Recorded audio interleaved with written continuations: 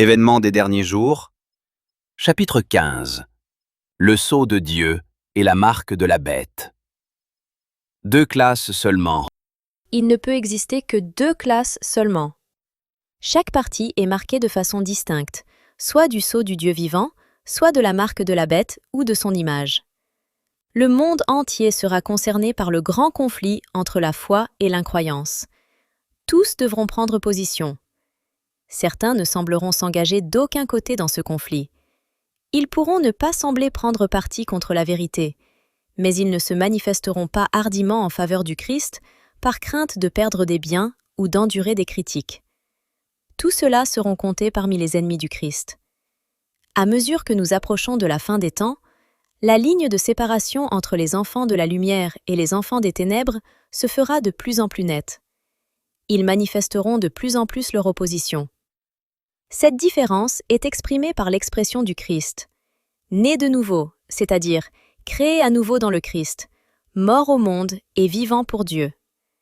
Tels sont les murs de séparation qui distinguent le céleste du terrestre et établissent la différence entre ceux qui appartiennent au monde et ceux qui sont élus pour en sortir, choisis et précieux aux yeux de Dieu.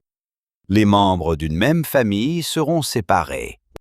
Ceux qui ont été parents au sein d'une même famille sont séparés. Une marque distinctive est placée sur les justes. Ils seront à moi, dit l'Éternel des armées. Ils m'appartiendront au jour que je prépare. J'aurai compassion d'eux, comme un homme a compassion de son fils qui le sert. Ceux qui ont obéi au commandement de Dieu rejoindront les compagnies de saints se trouvant dans la lumière. Ils entreront par les portes de la ville et auront le droit d'accéder à l'arbre de vie. L'un sera pris. Son nom sera inscrit dans le livre de vie, tandis que ses parents et amis porteront la marque éternelle de la séparation d'avec Dieu. Jugés selon la lumière reçue. Nombre de ceux qui, n'ayant pas eu les privilèges dont nous avons bénéficié, iront aux cieux avant ceux qui ont reçu une grande lumière et qui l'ont méprisée. Beaucoup d'âmes ont vécu au mieux de la lumière qu'ils ont reçue et seront jugées en conséquence.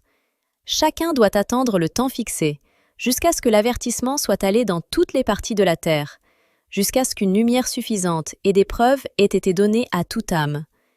Certains recevront moins de lumière que d'autres, mais chacun sera jugé selon la lumière reçue. Nous avons reçu une grande lumière en ce qui concerne la loi de Dieu. Cette loi est la norme du caractère. L'homme est tenu d'y conformer sa vie maintenant, et c'est par elle qu'il sera jugé au dernier grand jour. En ce jour, les hommes seront récompensés en tenant compte de la lumière qu'ils ont reçue.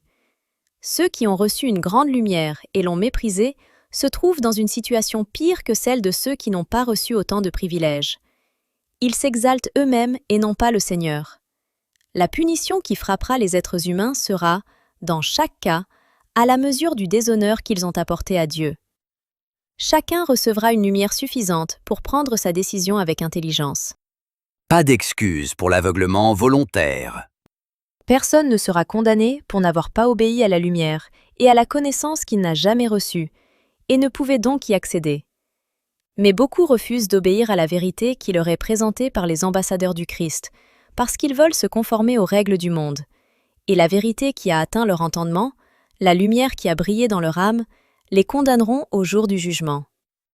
Ceux qui ont l'occasion d'entendre la vérité et cependant ne prennent pas la peine de l'écouter ou de la comprendre, pensant que s'ils n'écoutent pas, ils ne seront pas responsables, seront jugés coupables devant Dieu comme s'ils avaient entendu et rejeté la vérité. Il n'y aura aucune excuse pour ceux qui choisissent de marcher dans l'erreur, alors qu'ils pouvaient comprendre ce qu'est la vérité. Par ses souffrances et sa mort, Jésus a accompli la rédemption des péchés par ignorance, mais l'aveuglement volontaire ne bénéficiera nullement de son ministère. Nous ne serons pas tenus pour responsables de la lumière que nous n'avons pas pu recevoir, mais de celle à laquelle nous avons résisté et que nous avons refusée. Un homme n'a jamais pu comprendre la vérité qui ne lui a jamais été présentée, et par conséquent, ne saurait être condamné à cause de la lumière qu'il n'a jamais reçue. L'importance de la bienfaisance pratique. Les jugements du dernier jour porteront sur notre bienfaisance pratique. Le Christ reconnaît tout acte de bienfaisance comme s'il avait été accompli pour lui-même.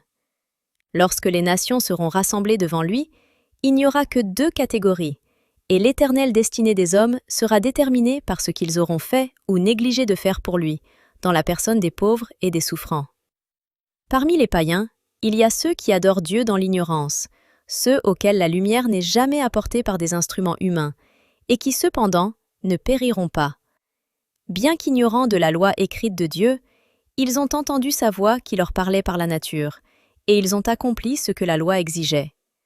Leurs œuvres prouvent que le Saint-Esprit a touché leur cœur, et ils sont considérés comme les enfants de Dieu. Combien seront surpris et heureux les humbles parmi les nations et parmi les païens, lorsqu'ils entendront des lèvres du Sauveur. Toutes les fois que vous avez fait ces choses à l'un de ces plus petits de mes frères, c'est à moi que vous les avez faites. Matthieu 25, 40. Comme il sera heureux, le cœur de l'amour infini, lorsque ses disciples recevront avec surprise et avec joie ces paroles d'approbation. L'intention fait la valeur de l'action. Au jour du jugement, certains se réclameront de telle ou telle action de bienfaisance comme devant leur valoir de la considération. Ils diront « J'ai donné du travail à des jeunes. J'ai donné de l'argent pour fonder des hôpitaux. J'ai soulagé la veuve et abrité le pauvre sous mon toit. » Certes, mais vos intentions étaient si perverties par l'égoïsme que l'acte n'était pas acceptable aux yeux du Seigneur.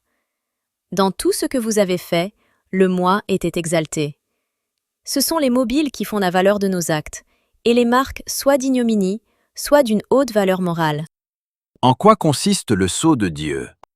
Aussitôt que chaque membre du peuple de Dieu sera marqué sur son front, il ne s'agit pas d'un sceau ou d'une marque visible, mais d'une pratique quotidienne de la vérité, à la fois sur le plan intellectuel et spirituel, de sorte qu'on ne peut plus s'en écarter. Aussitôt que le peuple de Dieu sera scellé et préparé pour le crible, alors il viendra. En fait, cette phase a déjà commencé. Le sceau du Dieu vivant est placé sur ceux qui gardent consciencieusement le sabbat du Seigneur. Ceux qui veulent porter le sceau de Dieu sur leur front doivent garder le sabbat du 4e commandement. La véritable observation du sabbat est le signe de la loyauté envers Dieu. Seul parmi les 10 commandements de Dieu, le 4e contient le sceau du grand législateur, le Créateur des cieux et de la terre. Le respect du mémorial du Seigneur, le sabbat institué en Éden, le sabbat du 7e jour, est le test de notre loyauté envers Dieu. Une marque est placée sur chaque membre du peuple de Dieu, de même qu'un signe était placé sur les portes des habitations des Hébreux afin de préserver le peuple de la ruine générale. Dieu déclare « Je leur donnai mes sabbats comme un signe entre moi et eux, pour qu'ils connussent que je suis l'Éternel qui les sanctifie. » Un caractère à la ressemblance de celui du Christ. Le sceau du Dieu vivant sera placé seulement sur ceux qui ressemblent au Christ par le caractère. Ceux qui reçoivent le sceau du Dieu vivant et sont protégés pendant le temps de trouble doivent refléter l'image de Jésus. Le sceau de Dieu ne sera jamais apposé sur le front d'un homme ou d'une femme impure. Il ne sera jamais apposé sur le front d'un homme ou d'une femme ambitieux ou mondain. Il ne sera jamais apposé sur le front d'un homme ou d'une femme trompeur ou faux. Tous ceux qui recevront le sceau devront être sans faute devant Dieu, de vrais candidats pour les cieux. L'amour s'exprime par l'obéissance, et l'amour parfait bannit la crainte. Ceux qui aiment Dieu portent le sceau de Dieu sur le front et accomplissent les œuvres de Dieu. Ce sont ceux qui ont vaincu le monde, la chair et le démon, qui constitueront les élus portant le sceau du Dieu vivant sur le front. Sommes-nous en train de livrer le combat à l'aide de toutes les forces que Dieu nous a données afin d'atteindre la stature d'hommes et de femmes achevés en Christ? Recherchons-nous sa plénitude, atteignant des objectifs toujours plus élevés, nous efforçant de réaliser la perfection de son caractère? Lorsque les serviteurs de Dieu s'élèveront à cette hauteur, ils seront scellés sur le front. L'ange qui recense déclarera « Tout est accompli !» Ils seront parfaits en lui, ceux qui lui appartiennent par droit de création et de rédemption. Maintenant, pendant l'époque du scellement. J'ai vu que le critère actuel du sabbat ne pouvait être pris en compte jusqu'à ce que la médiation de Jésus dans le lieu saint soit achevée et qu'il soit passé derrière le second voile. C'est pourquoi les chrétiens qui se sont endormis avant que la porte ne soit ouverte dans le lieu très saint, à la fin du cri de minuit, le 7e mois de 1844, et qui n'avaient pas gardé le vrai sabbat, peuvent reposer maintenant avec espérance, parce qu'ils n'avaient pas reçu la lumière sur cette vérité et n'avaient pas été soumis au test du sabbat par lequel nous devons passer maintenant, depuis que la porte a été ouverte. J'ai vu que Satan induit en tentation quelques membres du peuple de Dieu sur ce point. Du fait que tant de chrétiens se sont endormis dans des circonstances où la foi triomphait, et n'ont cependant pas gardé le vrai sabbat, ils doutaient que le sabbat serve de test pour nous qui vivons à cette époque. Satan use de tous les subterfuges pendant ce temps de scellement, afin d'éloigner les esprits de la vérité présente et de les ébranler. Il y a sur notre terre des hommes de plus de 90 ans. Leur faiblesse atteste les effets naturels de leur âge très avancé. Mais ils croient en Dieu, et Dieu les aime.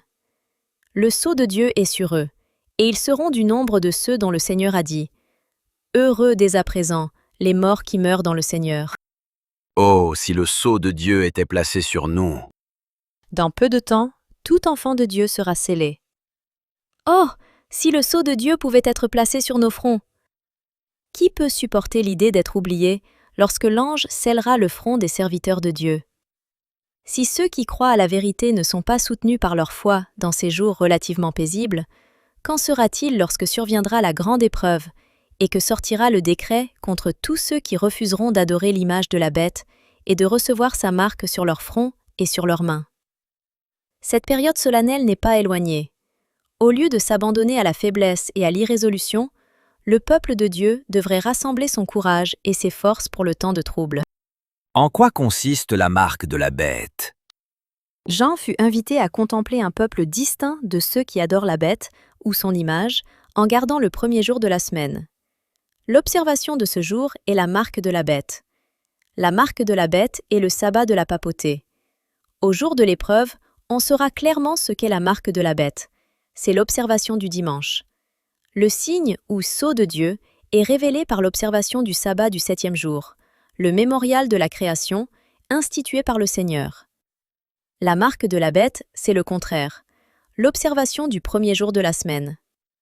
Elle fit que tous, petits et grands, reçussent une marque sur leur main droite ou sur leur front.